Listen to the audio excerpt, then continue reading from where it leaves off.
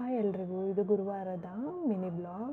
ನಾನು ಈ ಮಿನಿ ಬ್ಲಾಗಲ್ಲಿ ನನ್ನ ಮಾರ್ನಿಂಗ್ ರೊಟೀನ ಶೇರ್ ಮಾಡ್ಕೊತಾ ಇದ್ದೀನಿ. ಇವತ್ತಿನ ಬ್ರೇಕ್ಫಾಸ್ಟಾಗಿ ನಾನು ದೋಸೆ ಮತ್ತು ರೆಡ್ ಚಿಲ್ಲಿ ಚಟ್ನಿ ಮಾಡ್ಕೊತಾ ಇದ್ದೀನಿ. ರೆಡ್ ಚಿಲ್ಲಿ ಚಟ್ನಿ ಮಾಡ್ಕೊಳ್ಳೋದಕ್ಕೆ ಹಾಟ್ ವಾಟ್ರಲ್ಲಿ ಚಿಲ್ಲೀಸ್ನ ನೆನೆಸಿಟ್ಕೊತಾ ಇದ್ದೀನಿ. ಇದು ಸ್ವಲ್ಪ ಟೈಮ್ ತೊಗೊಳುತ್ತೆ ಗ್ರೈಂಡ್ ಮಾಡೋದಕ್ಕೆ. ಆ ಟೈಮ್ನಲ್ಲೇ ನಾನು ಮನೆಯೆಲ್ಲ ಕ್ಲೀನ್ ಮಾಡಿಕೊಂಡು ರಿಫ್ರೆಶ್ ಆಗಿ ದೇವರಿಗೆ ಪೂಜೆ ಮಾಡ್ಕೊತಾ ಇದ್ದೀನಿ.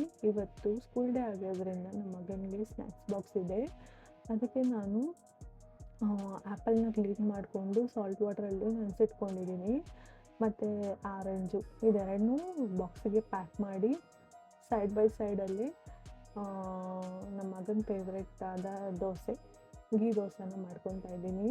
ಯೂಶ್ವಲಿ ನಮ್ಮ ಮಗನಿಗೆ ಸ್ನ್ಯಾಕ್ಸ್ ಬಾಕ್ಸ್ ಮಾತ್ರ ಇರುತ್ತೆ, ಲಂಚ್ ಬಾಕ್ಸ್ ಇರಲ್ಲ. ಯಾಕಂದರೆ ಸ್ಕೂಲ್ ಆಫ್ ಡೇ ಆಗಿದ್ದರಿಂದ ಮನೆಗೆ ಬಂದುಬಿಟ್ಟು ಲಂಚು ತಿನ್ನಬೇಕಾಗುತ್ತೆ.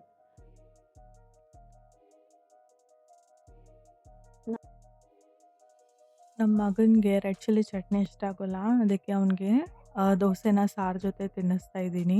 ಇವತ್ತು ಮಾರ್ನಿಂಗು ಕಾಫಿ ಕುಡಿಯೋಕ್ಕಾಗಿಲ್ಲ, ಯಾಕಂದರೆ ಹಾಲಿಲ್ಲ. ಅದರಿಂದ ಮಾರ್ನಿಂಗು ಒಂದು ಕಪ್ ಕಾಫಿ ಕುಡಿದ್ರೇ ನನಗೆ ಡೇ ಫುಲ್ ಆ್ಯಕ್ಟಿವ್ ಆಗಿರೋ ಥರ ಫೀಲ್ ಆಗುತ್ತೆ.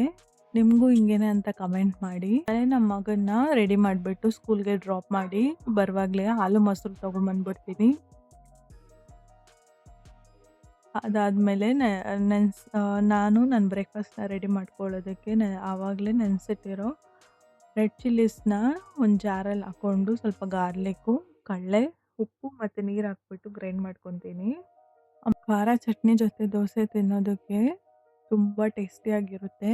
ನಿಮಗೆ ಈ ರೆಸಿಪಿ ಬೇಕಂದರೆ ಕಮೆಂಟ್ ಮಾಡಿ. ನಾನು ನನ್ನ ಬ್ರೇಕ್ಫಾಸ್ಟ್ನ ಕಂಪ್ಲೀಟ್ ಮಾಡಿಕೊಂಡು ಇವತ್ತಿನ ಲಂಚಿಗೆ ಮತ್ತು ಪ್ರಿಪ್ರೇಷನ್ ಮಾಡ್ಕೊತಾ ಇದ್ದೀನಿ. ಇವತ್ತಿನ ಲಂಚಿನ ಮೆನು ಏನಂದರೆ ಸೊಪ್ಪು ಸಾರು ಮತ್ತು ಬೆಂಡೆಕಾಯಿ ಪಕೋಡ ಮಾಡ್ಕೊತಾ ಇದ್ದೀನಿ. ನಿಮಗೆ ಈ ಮಿನಿ ವ್ಲಾಗ್ ಇಷ್ಟ ಆದರೆ ಸಬ್ಸ್ಕ್ರೈಬ್ ಮಾಡಿ, ಶೇರ್ ಮಾಡಿ, ಲೈಕ್ ಮಾಡಿ ಮತ್ತು ಕಮೆಂಟ್ ಮಾಡಿ.